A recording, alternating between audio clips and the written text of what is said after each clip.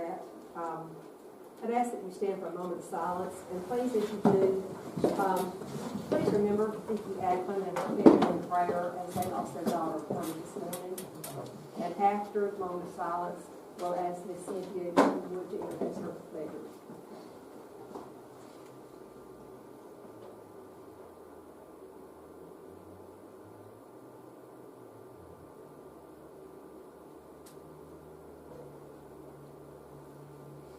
Miss Cynthia?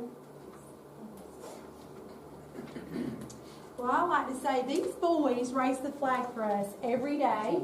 So we're going to do it the Cowan way. And I promised them if they would come, I'd stand here with them. You ready? Attention. Salute. Pledge. I pledge allegiance to the flag of the United States of America and to the republic for which it stands, one nation, under God, indivisible, with liberty and justice for all. I'd like to give them a You want to certificate. tell them? This is Stanley Bohannon. Turn around, Stanley, and smile at everybody. And this is Braylon Bass. And like I say, these boys raise the flag for us every day, so I'm really proud of them. They came over here with me, and they said, yes, we'll go.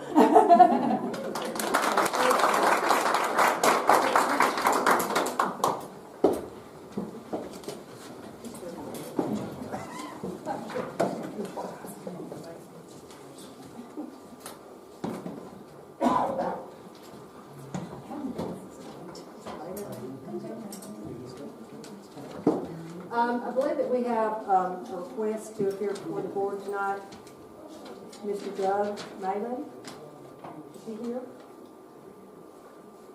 All right, then we'll move right on. We'll take his offering though. Yes, we will, but he should, he's probably, he may should. Do we have no public input, correct, Patty?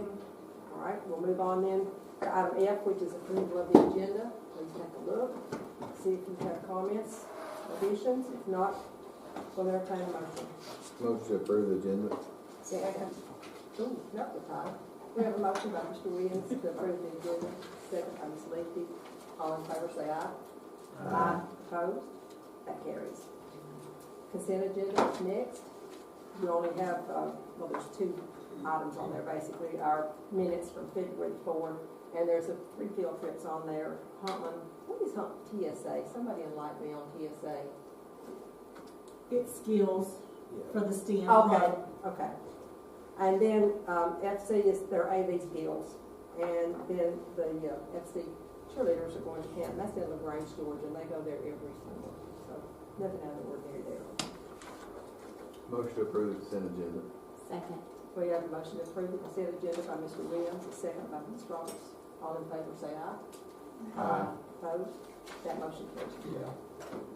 Dr. Coleman, that takes us to the directorship. All right, so first up we have Ms. Rachel Shields, who is our secondary supervisor, will come and share with us.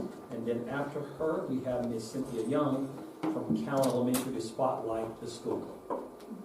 Hi, good evening. Thank you for giving me a few minutes to share some secondary updates and really just updates that I have gotten to do in this role. If you know me, I have a 3-year-old, and since I have had this 3-year-old, I have learned that I love to share pictures of him because I feel like those pictures are what's telling that story, and a picture's worth 1,000 words, so you're going to see a lot of pictures in my presentation. I want to first start with the UT Southern logo. At the end of January, Miss Sandra Stewart retired from our district, and she was the one that handled our partnership with Grow Your Own and UT Southern. And since she retired, I have graciously picked up a lot of those responsibilities, and that's something I've really enjoyed doing. But the update with UT Southern, that's our Grow Your Own partnership that we have. We have 2 candidates that we have just accepted and recommended to UT Southern to start that apprentice program in fall of this coming school year. And we actually have 2 that are getting ready to graduate at the end of this school year. So super excited about that partnership and sharing that update. The next logo is MTSU. While MTSU is my alma mater, that's not what it is there for. Another role that Ms. Stewart did was our student teaching placements with MTSU, and I was very excited to see we have already received 2 from MTSU to start in this fall, one of those being a library media specialist and one being an elementary teacher, so that's always super exciting to share. In the middle, when you think about secondary, we're thinking about ACT. Just wanted to share a quick update with you about ACT if you haven't heard. Starting in the fall, the science portion of ACT is going to be optional for students, so that's a big change for a lot of our kiddos as they're taking ACT. It's not required, and colleges don't have to take that, but if they're going to be a science or STEM type major, chances are they'll opt to take that science portion of the ACT. Franklin County High School is actually taking their free junior ACT tomorrow, so wish those students well. And then Huntlands is coming up on April the 1st. Another kind of data piece to share with that ACT, looking at our district ACT score, the state composite average was a 19.3. And when you're looking at our district, Franklin County High School averaged an 18 and Huntland averaged a 19.4. Those averages are from that graduating class of 2024, so last year's graduating cohort, but some of that data just came out for us. In the bottom right corner, I'm going to kind of shift into our new teacher program. That is something else on day one of the job. Dr. Holman said, I want you to think about our new teacher mentoring program and how we can amp this up and what we can do to support these new teachers. So what you're kind of looking at is one of the layers that we do to support our new teachers. We have 4 teachers in our district who are serving on our learning and development mentor team. We have a teacher that's representing each grade band, and they are hosting learning sessions after school for our new teachers, and they're welcome to come. We have had 3 so far this year. We have 1 more coming up next month. And some topics that they're covering at those, Ms. Rachel Brown was presenting on the Tennessee Electronic Library and how you can incorporate that into your core class, not just what librarians would use it for. We've also talked about parent-teacher conference and getting ready for those. We've talked about supporting struggling readers. Miss Cynthia Young came earlier in the year and talked to us about Project Coach from a principal's lens and supported that teacher and kind of what that feedback would look like and how to grow in the profession. So that's what that picture is. In the bottom left corner, you are looking at all of our high school math teachers. We had them come together in November. We as a district recognized, once we got data back from the state, that our high school math scores were not where we wanted them to be. That is something that we acknowledged. And so something to do with that, we brought them all in the same room together. Dr. Ossip was there, Dr. Holman, myself, and we just sat down and talked. We collaborated. What are we doing well? What are we not doing well? What can we do to support you? What as a district can we do? What can your principals do? What conversations can be had? So I felt like that was a very impactful day, and that's just a small tip of the iceberg of what I've kind of done so far. And then, thinking more about data, I'm going to switch to middle school for a second. You may have heard talk about ExactPath. That is a program that we have in our district that supports math and ELA. This is a learning program where the students will get on and they'll take 3 benchmark assessments, fall, winter, and spring. After that fall benchmark, each student will be given an individual learning path that is prescriptive to them to help fill in those gaps they have along the way.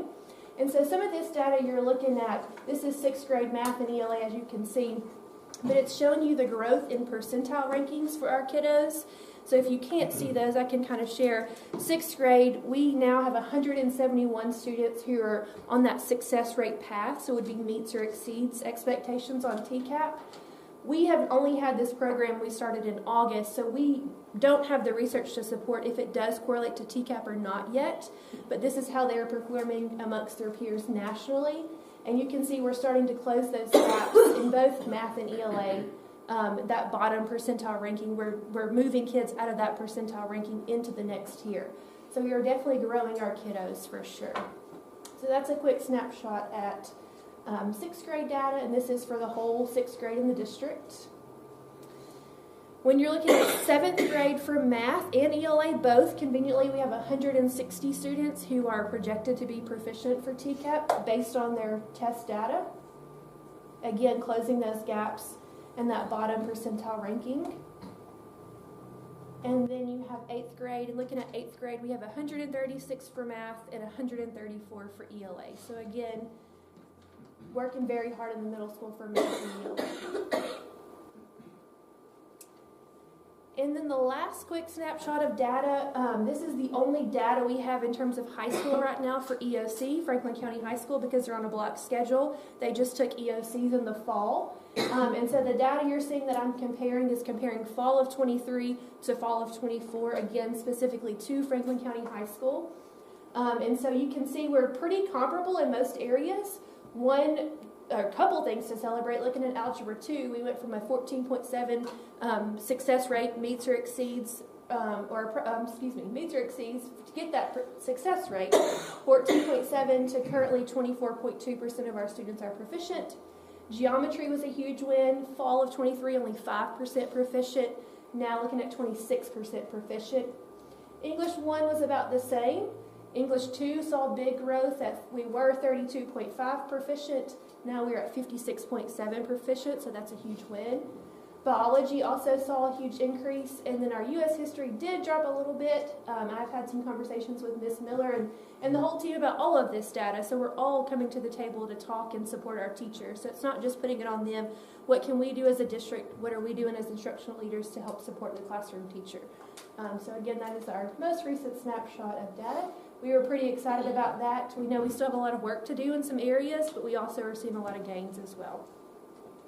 So that's a quick update for secondary. Thank you so much. Thank you. Just a quick. Yeah. What do you think some of the, like, just take geometry, for example. Is there any idea why that big of a jump? Was it something that... I think there might have been some teacher changes in there, could be. I know for Algebra 1 specifically, why it took a decrease. I'm going to correlate that to, we had about 60 less students test this fall. So their number was, to compare that data to, was smaller. Geometry, why that had a huge gain, I don't know. I think it could be teacher. We had a year 1 teacher versus after year 2 teaching in the content. So lots of different factors there. I was just curious Yeah. if there was some correlation. Sure. You're not comparing the same student. No, ma'am. Just fall 23 to fall 24. Yes, ma'am. And some are the same teachers, and some are maybe swap subjects or are new to the building.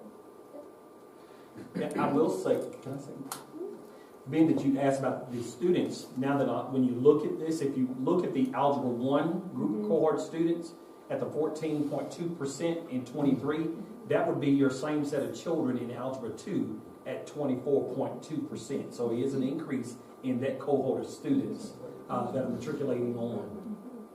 Same way with English 1 and 2. Yeah. Yes, Yeah. same way with English 1, that's exactly right. Thank you, ma'am.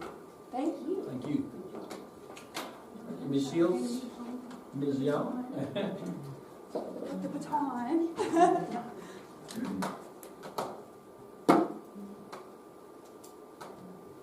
Well, after we get finished with these 500 slides, then I'm just joking. Depends on how fast I talk. You know, maybe about 10 minutes. The way I time myself. Hang on, we've got a battery issue. That's okay. So I will get started and just say that I'm going to use my time wisely.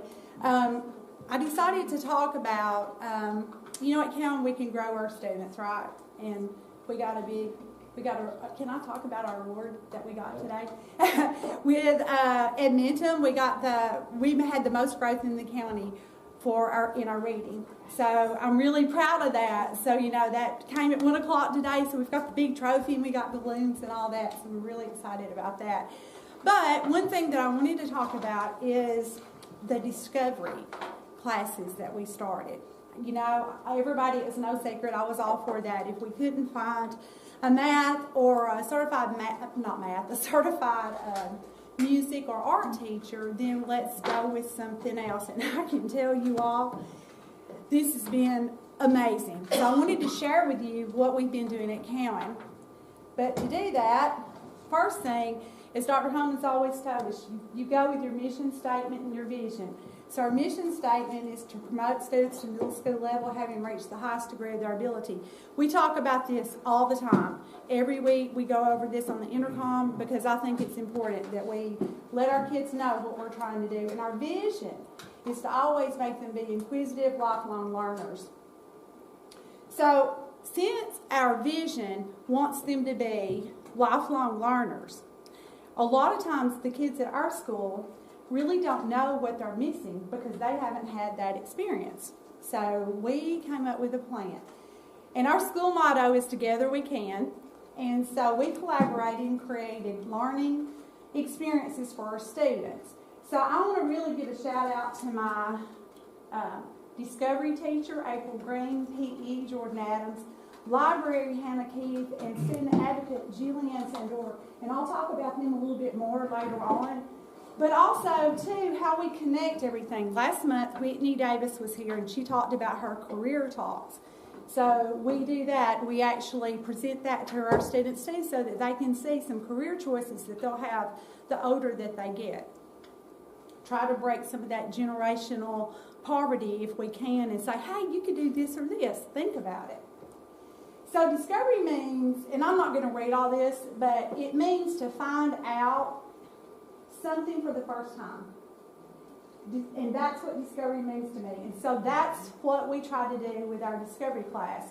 With string, music, art, we just tie it all in together. Why do we want to do it this way? Because we're on a strict time schedule to meet the state mandated times for academics. So we've made connections to our reading curriculum through our CKLA and Wonders with hands-on learning experiences to link everything to life scenarios. So we're being very intentional with these classes that we're doing. We're not just, throwing things together. My discovery teacher and my other specialty teachers meet with all of my grade level teachers and they collaborate.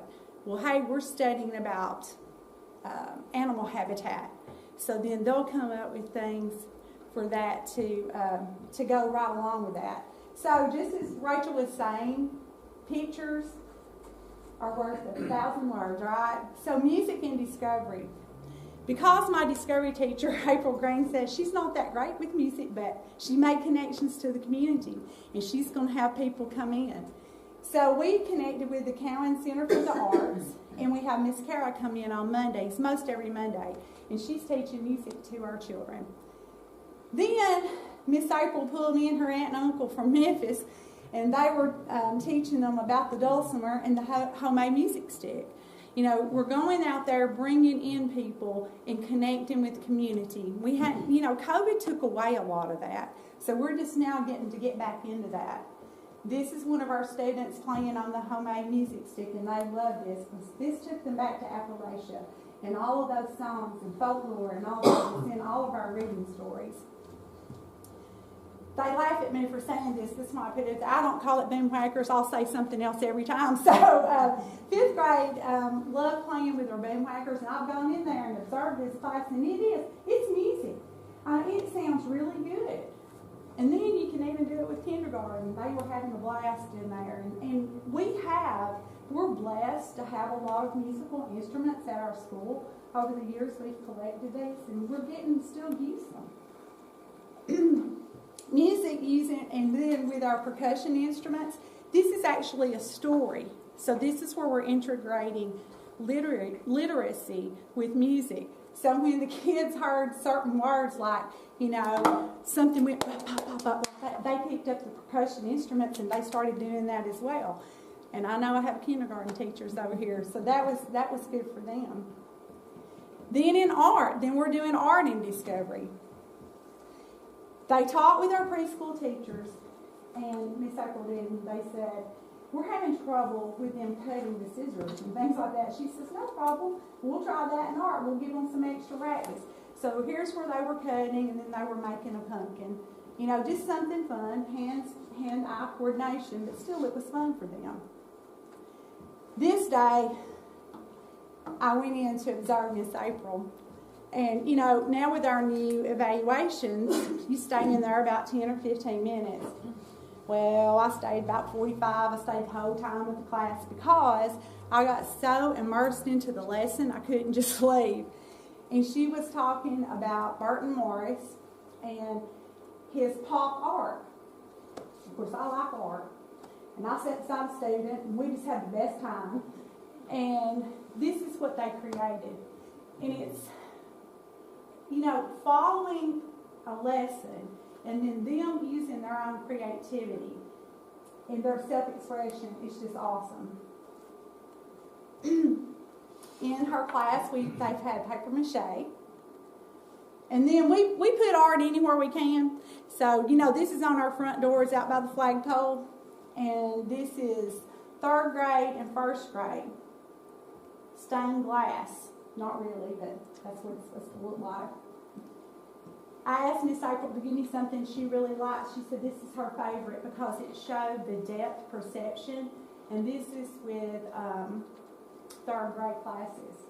And several people said that was one of their favorite pictures. And there's a piece of this out there on the table. If you didn't get a chance, look at our table outside, the samples of their work. This is my favorite. This is the first grade mosaic. It's actually up at school now, so if y'all want to come by and see it, come on by. I think that's just beautiful. And this is where Miss April was collaborating with our second grade teachers, and they were doing an insect study. So they made butterflies to go along with that. Then the Center for the Arts let us have an art show, invited us down for an art show. This is on a Friday night. The kids took their art down there and showed it off, and their parents came, and they had like little lemonades and cookies and everything for them. They thought that was just the best thing. I mean, where else could our kids get that experience? Here's some more of our artists, aspiring artists. And then Miss April, she's all into the community, went down and talked to the Mercantile. They said, well, we'll display some of y'all's art. So at any given time, you'll see some of our art up down there. First time ever. They took a little dream of their principal and they ran with it. And I couldn't be any more proud. STEM activities, sometimes it works, sometimes it doesn't, but that's okay. That's learning, right? And then they did a chemical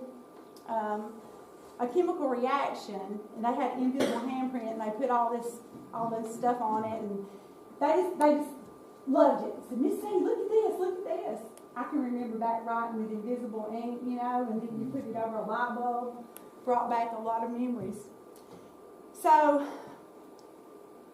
I wanted to have more people come into our school. And we have to be, we still have to follow our safety protocols, but still, I wanted to bring the community in. So this is what we've done. Field Day, a collaboration, first time ever that we transformed our epic event with the Olympics as our theme. The children made flags. They learned music from certain countries. They got to march around the gym on the day of our field day and high-fiving everybody and just having the best time. And then we went outside and had our field day. First time ever art show outside at a field day. Dr. Holman inspired me to come up with this idea for them because you can't ever get everybody in enough. We have a lot of people come to field day. So I said, what if we put it on the fences? And they said, oh, good idea. So everybody can spread out and look at their artwork. And we have plenty of it for them to see. And some of this is out there on the table as well. This is just a bunch of our kids. This is a tradition that's been going on at Cowan since probably Cowan was a school 100 years ago. We had stream night. And this is with Miss April leading, with all of our specialty teachers helping out.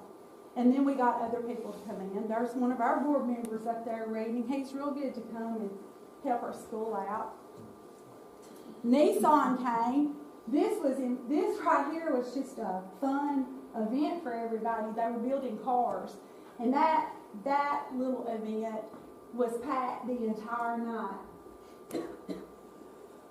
So, it's really fun to study the habitats, and that's what our first grade's been doing. And you can color and create and make things like this, and they put them on the wall. But isn't it even cooler when you get to hold a snake? I don't think it is, but the kids thought oh, they said, Miss Sandy, come down here. It's okay, any snakes in there? No. There were. So this is because we collaborated with, or they collaborated with Tim Sports Day Park. I'm going to give them all the praise because it's them working on this and collaborating. That's why those Wednesdays are so important, the PLC meetings, so that we can talk and discuss and plan. Chris Hoppersmith came. He just didn't show up tonight because he didn't want to see his picture up here, did he? But he came over, and with all the specialty teachers, they taught our kids CPR. Very important.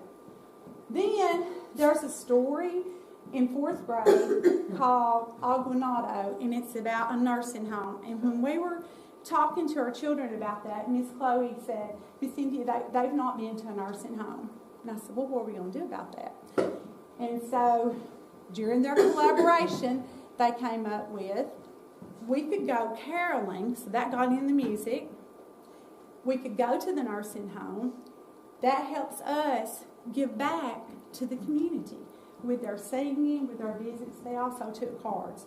All of this took place in their classes, you know, and it gave them a broader understanding about what the meaning of the story was about. We had EMS Day.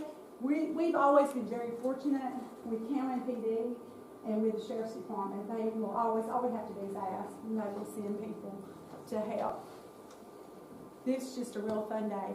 I mean, where else can you dress up? This little boy right here might be saving y'all's lives one day because he got, at Cowan Elementary, he got to dress up as firefighter. It's just the experiences that they have. Well, then we had a problem on Wednesdays because Bus Clean Fives works for Miss Tara, and they have PLC meetings, and he's a bus driver. So, what are we going to do? Those little kids had to sit there, you know, and they were like feeling like they were being punished. So I said, guys, what are we going to do? You know, like Dr. Holman has said, it's not a problem, it's opportunity. So here was what the opportunity is. Miss Loreno has said, she's a yoga instructor, and her little boy goes to our school, I can come and teach yoga. And so we just rotate teachers in there to help her. And on Wednesdays, they get to, you know, do yoga. So I thought that was a good idea, all because of collaboration. Coming up, March the 18th, come and see artwork. We're going to have this. I think it's a great idea. We've never done this before, but on here at teacher conferences, we're also having string night. Our kids will have activities to do. Parents, you know, can come in and meet with the teachers, but then our kids will have something to do, and then the kids have got artwork that they can show their parents that has to be shown under black lights. So we thought that would be a good way to get more parents into our building. We couldn't do any of this without the people who come and help us, our community.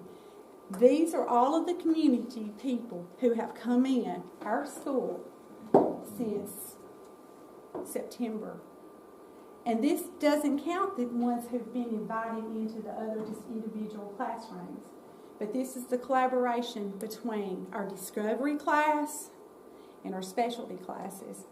So I want to give a shout out to them, and I'm not going to read all of them out, but it has been fantastic. And then the things we've got coming up in the plans, a beekeeper, we've got plumbing, electrician, hairstylist, and rescue squad. The reason we know we asked our kids, what else would y'all like to see and to learn about? And so they told us those things. We hope that we're opening up the world for our students by involving our community in learning, because just as our motto says, together we can. Thank y'all very much.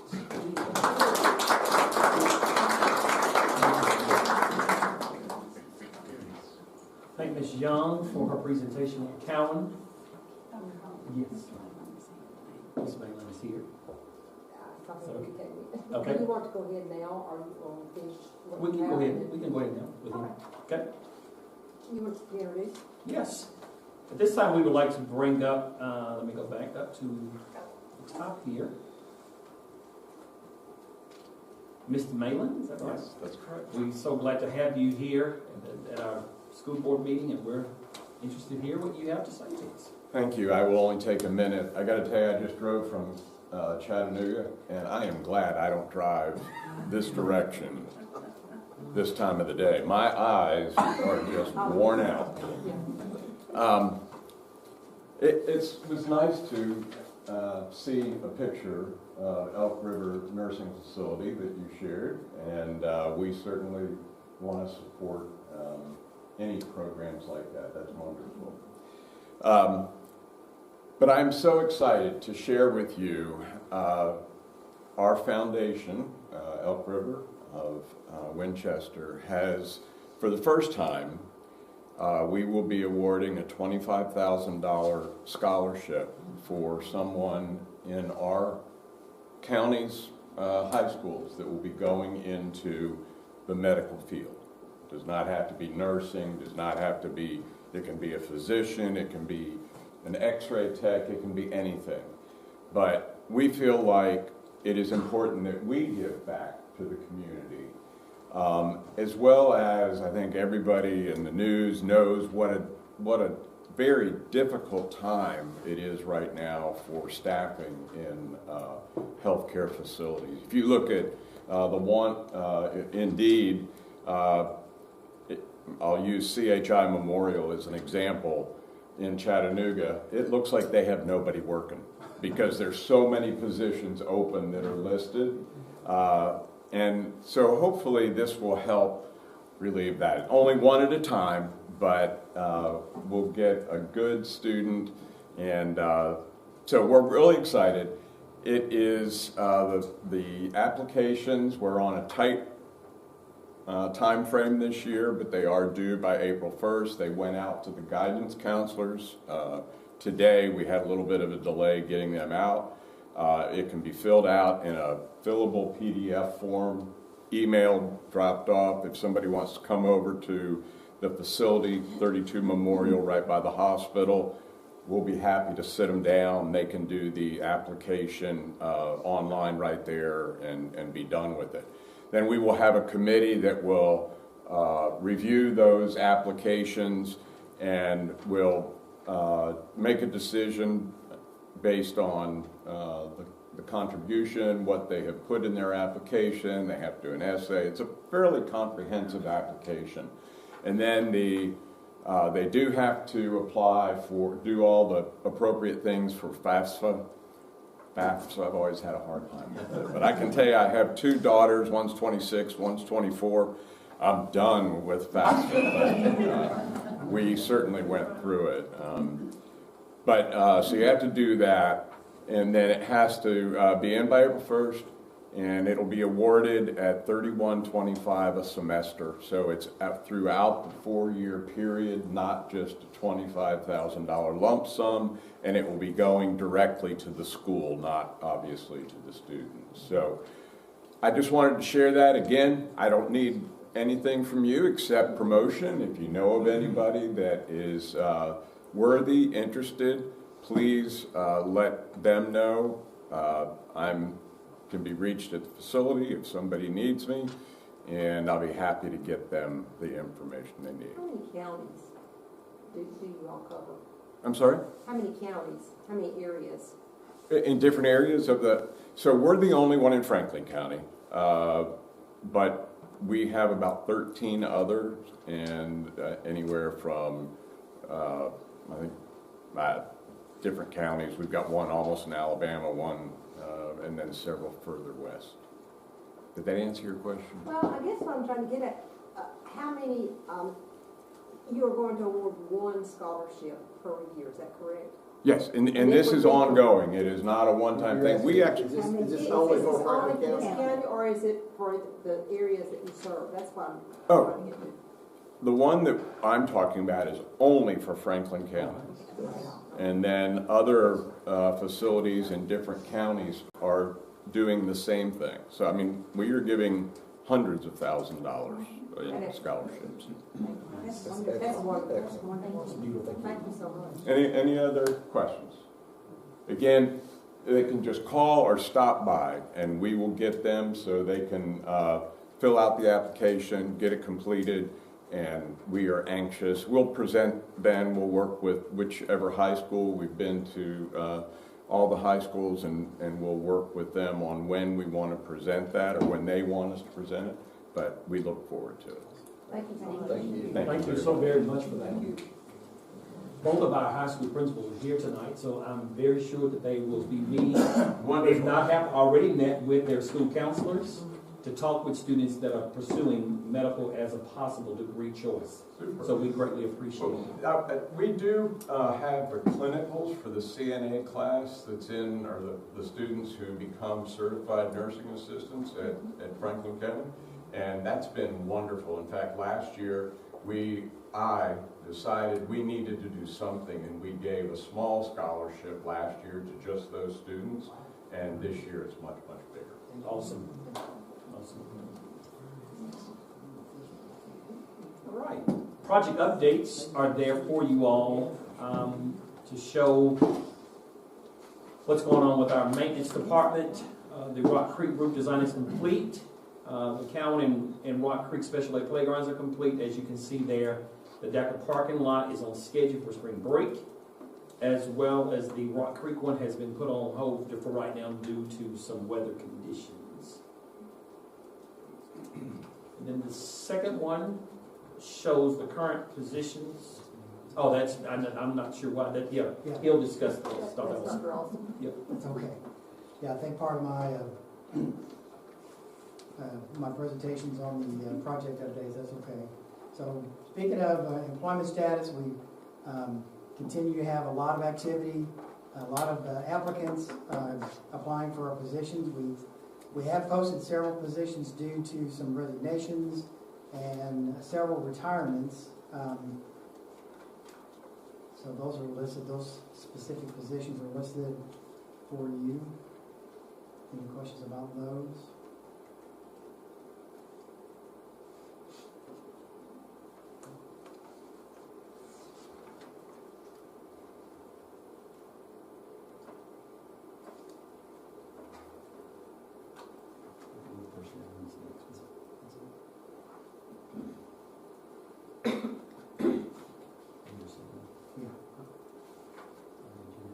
Oh, there it is. Yes.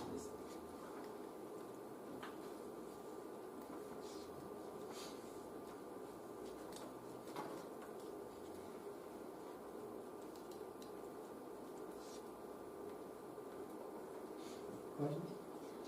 Can you tell me more about a focus intervention tutor? Yes, I saw that. the focus intervention tutorial positions are those that we put into place once we got our outcome funds from the state test results. Those funds are not released until December, so you can't plan ahead because those monies will vary from year to year.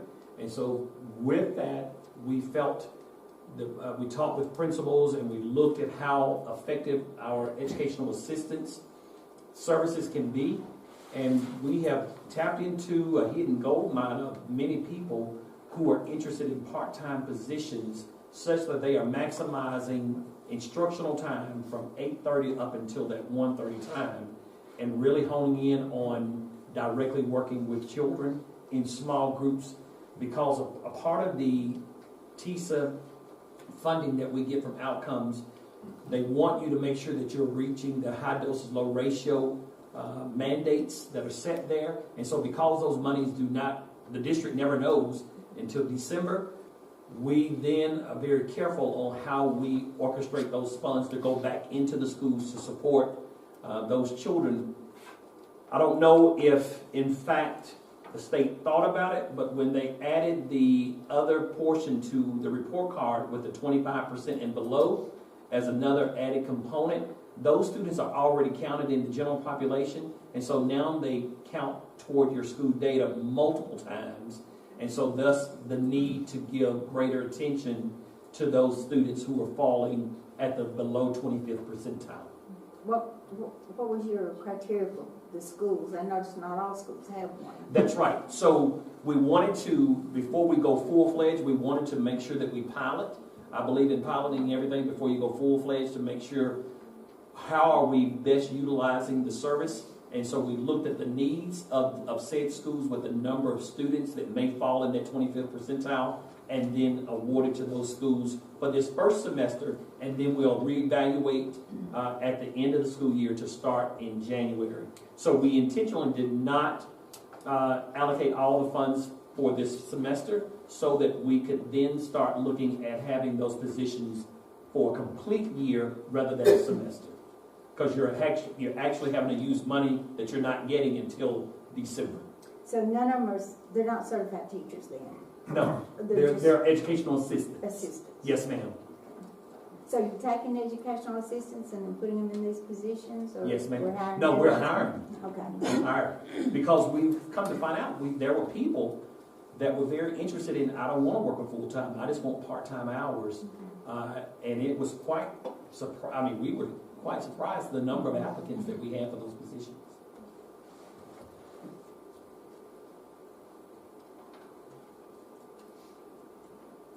Any others?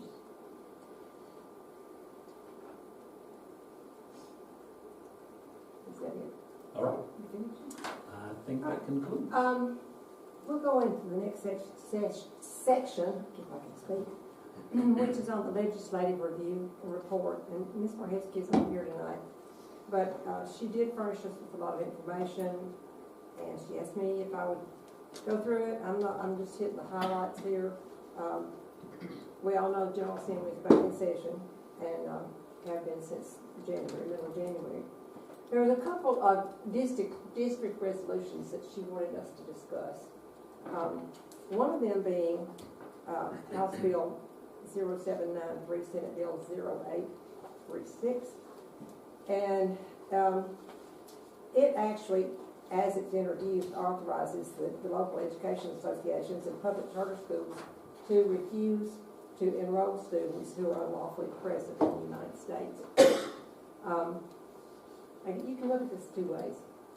Our rationale for us voting to send in a resolution opposing this legislation was that if the bill becomes law, it could negatively impact communities by keeping school-aged children from receiving an education, as well as result in decreased enrollment for school districts, all while going against the 5th and 14th Amendments of the Constitution of the United States, the Education Clause of the Tennessee Constitution, the stated goals of the Tennessee Department of Education, and the Franklin County Schools mission statement.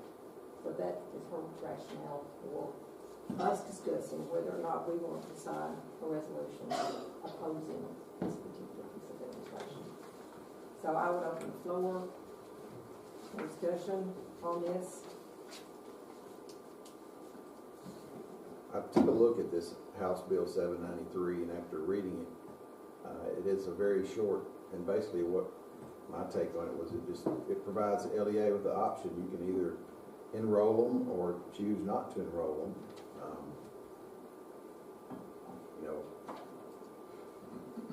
I think we all know what we do, but I have no idea what other LEAs would choose to do if they had this option. Of course, this is just pertaining to us, isn't it? Well, that's right. You're just pertaining to Franklin County. Yeah, I mean, And we know we will go ahead and enroll them. yeah, absolutely. So, Madam Chairman, Yes. I'm sorry, but we can't hear down here. I know Linda's been struggling all night, and we could not hear Sandy. well, what I said was, we know this pertains to Franklin County, and we know we already enrolled. So, every child is granted the opportunity to achieve their potential. So, I mean, we don't have to discriminate on that. Well, if you look at those two amendments to the Constitution, public education is a property right. I'm sorry.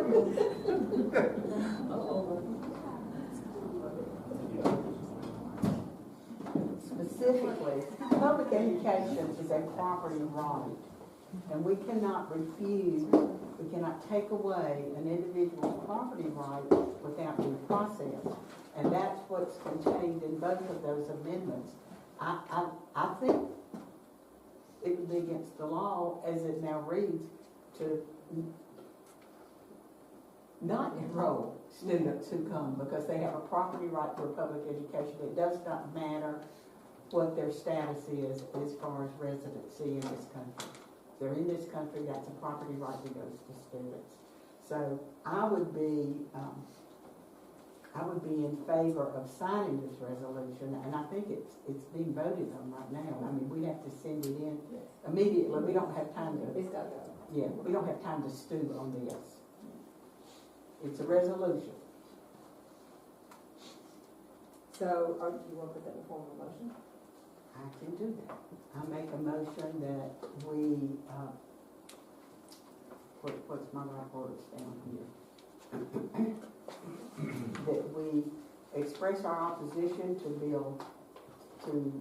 House Bill 0793, Senate Bill 0836, through this resolution, signing this resolution or agreeing to this opposition statement. Okay. Do I have a second? Second. All right, we have a motion on Ms. Lee, and a second from Ms. Jones to sign the resolution opposing this bill. Do we want to just do a voice vote? No, I mean, we're not spending money here. Yeah, that's fine. All right, all in favor of the motion, say aye. Aye. Opposed? Nay. Motion carries. What we have here is just it just has to be signed by Dr. Coleman, and I'll sign it too, and Patty will be the witness that we have voted. And then it'll be electronically transmitted. Miss Patty's gonna take care of that, I'm sure, to Miss Rudder and Miss Bowman. Wherever it needs to go. And I think that Sarah mentioned one other place you might look in. All right, the second one has to do with Senate Bill 679 and House Bill 401. And these both are set for subcommittees tomorrow. So, you know, that's subcommittee, that's not coming to the floor for vote, but they're moving. This one, as it's introduced, adds pre-K students with special ed needs and their peer models to the categories of students who generate educational funding. In other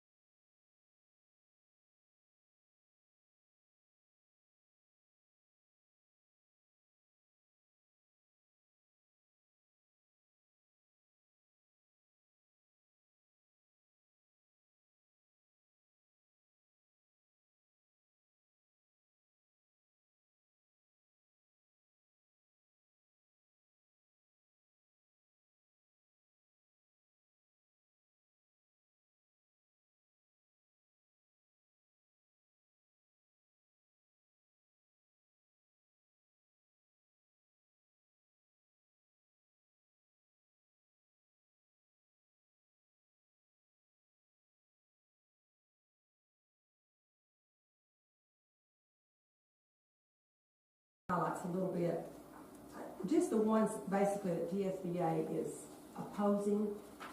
One of them is Senate Bill 1336 and House Bill 1383. That's the one that requires the members of the county boards of education to have the same election cycle as members of their local legislative bodies. Are we already doing that? Well, I don't know. I'm not sure that we do. How do they rotate theirs? Same way we do. Sure. Ms. Fuller, help us out here.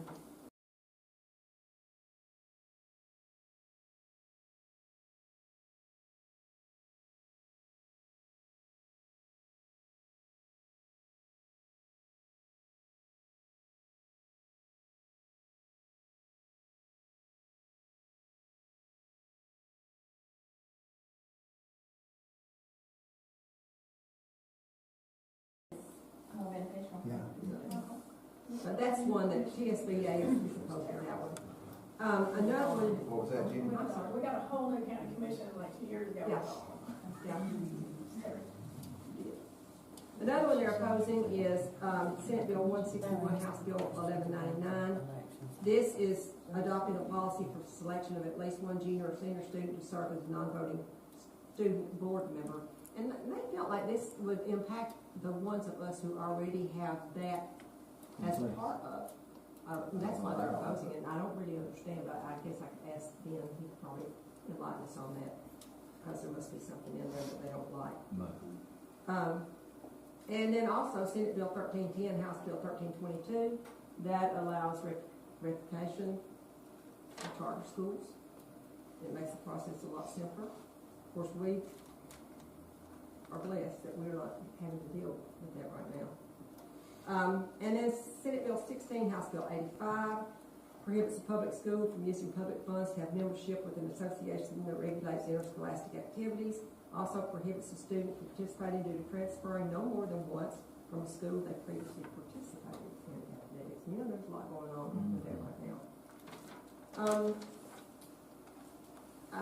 On Senate Bill 1020 and House Bill 1162 that allows the state public charter schools to operate outside their geographical boundaries, they really are not taking a stand one way or the other on that one. So I guess we'll just see how that all shakes out.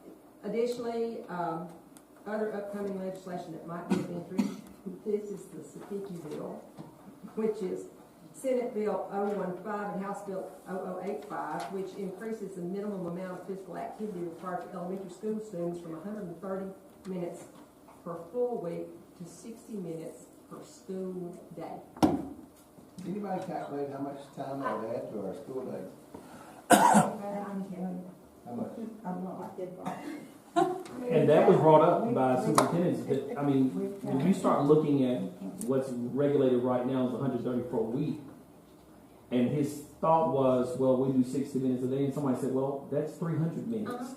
Help us understand where we're going to get 300 minutes in on top of math, block of 90 minutes, reading block of, it is impossible. You're going to have to add You have to do it, one do it with something, or add time to the day, one of the two.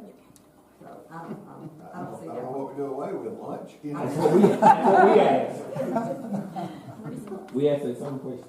Oh, there's one that you might want to weigh in on a little bit, because I think you might have mentioned this earlier.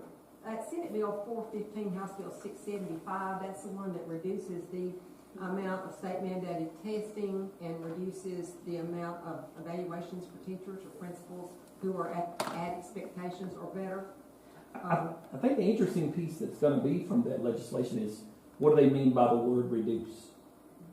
Are they going to take the test completely off, or are they just going to reduce the number of test questions asked, or are they going to reduce the amount of time that a student has to take the test? All right now, you hear the word reduce. They probably haven't thought about that. No, of course. Yeah. So, I mean, is there any others that you all saw in going through that you want to talk about? We just pulled out some of these just for talking points. I've heard some different times mentioned in the activities. I don't know if it's been modified since we've seen this, or they're talking about modifications. And I think we have to go on record, all of us, to say we want our students to get plenty of exercise and be healthy. So it's not opposing the health aspect of it, but it is clearly how do we fit it in the school day with the mandates that we have. Or are we going to teach something while they're out there running around? Well, I'm gonna tell you, several years ago, and I've said this before, we tried to do that. I think Janice Bowen put something in that we had to have so many minutes of it. And I wanted to tell you, I had teachers in tears. You can't find those minutes during the day. I mean, it's virtually impossible. If you're gonna allot a certain time for math and a certain time for reading and a certain time for social studies and. But we're counting off the time they walk from class to class and all this. And so now they're saying that transition time is not to be calculated. But it has to be entered. Yeah. That's what they don't, when they make these things, they don't see the real picture That's there. exactly right. If it takes 10 minutes to get them from the playground, it takes 5 minutes to get them out there and 10 minutes to get them rounded up and get them back. That's still time during That's the right. day that That's you right. have to account for. And it was a nightmare. It was a nightmare. I think I just don't think, maybe, I don't know. Things look good on the paper. Just a note that she had on here on the national scene, I guess you might say, is the possible dismantling of the Department of Education, which could negatively impact our finances, as well as some of the rules to protect special needs students and other protections that are granted. We would do away with the protection of 94-142. That would no longer be available to students with special needs. It would also, and I didn't bring the data, but it's out there. At the beginning of teacher salary, we could look at losing thousands of teachers in Tennessee when we lose that funding. From what I've heard, there's been no mention of taking funding away. It would be moved to another department, so to speak. Well, block grants, but would they be based on California's block grants or ours? I look at the number of teachers, specifically teacher positions that might not be funded. I think we're to wait and see on that. Oh, you can do. That's all we can do at this point. But yes, 94-142 would no longer be enforced. All right, any other discussion on the legislature? She does a thorough job, or I feel she does. She does a great job. Really. Let's move to Miss G and finance. We have some things that are received and filed. These are all just informative. The two biggest takeaways: property taxes. We're up about $93,000 from last year. As of February, of course, cut off the property taxes was the last day of February. Last year in February, we had collected 93.7% of county property taxes. This year, we've collected 94%.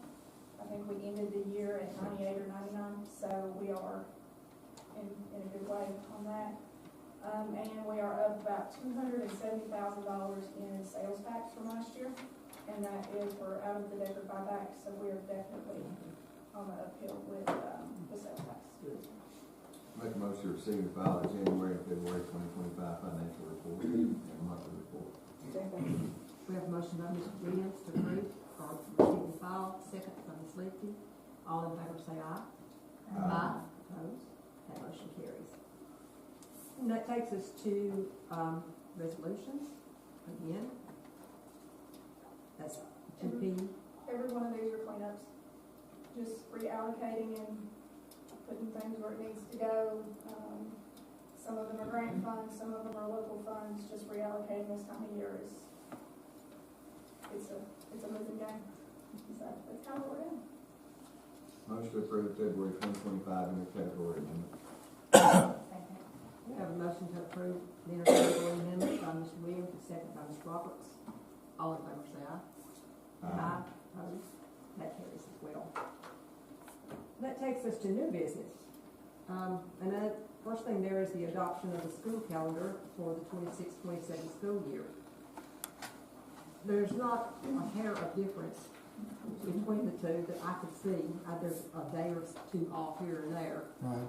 But I didn't see a lot of difference. But apparently the teachers want calendar A. 76% of them voted for it. I think they do not want to come back in July. It's disappointing to see how many people do not vote on the I look calendar. at that. I look at it every year. But I think, and I looked at it and I thought, well, maybe it's not as bad as I think because there's not that much difference in the calendars. I mean, it was just a day. Those that voted. Yeah. Motion to approve calendar option A for 26-27. Second. We have a motion to approve calendar A for 26-27 school year by Mr. Williams, and second by Ms. Leakey. All in favor say aye. Aye. Opposed? That carries.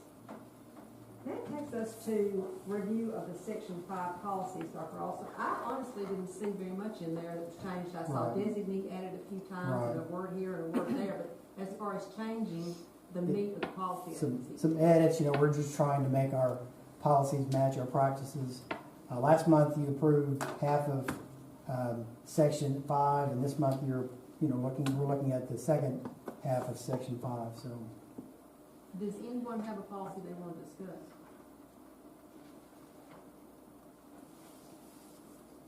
policy 5.50, I don't know what we changed in that.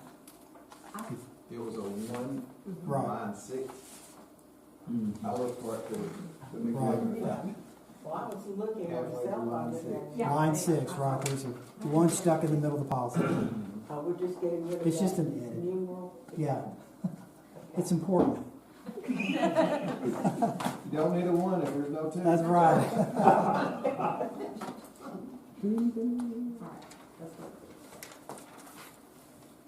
A motion to approve the section 5 policies, as stated. I don't want to call them all out, No. but Miss Patty knows the gist of that. We have a motion by Mr. Williams to approve the remainder of the section 5 policies. Second. And a second by Ms. Roberts. All in favor say aye. Aye. Opposed? That motion carries. We have a lengthy list on our schedule of meetings. I'm not going to read all of them. You can read them probably better than I can. I would call your attention to the meeting tomorrow night. School committee. That's it. At 5 at the annex. 5 at the annex. And we will be talking about issues related to budget. And probably, I guess, gonna work some more on, the rationale for the money that's spent for people in the county. And you can see the rest of them. County Commission actually meets on March the 17th, and that will be at 6 o'clock, and that will be at the, courthouse, correct? And the rest of them, I mentioned read for yourself. I said I was gonna read them. So there you are. Any questions, comments? Motion to adjourn.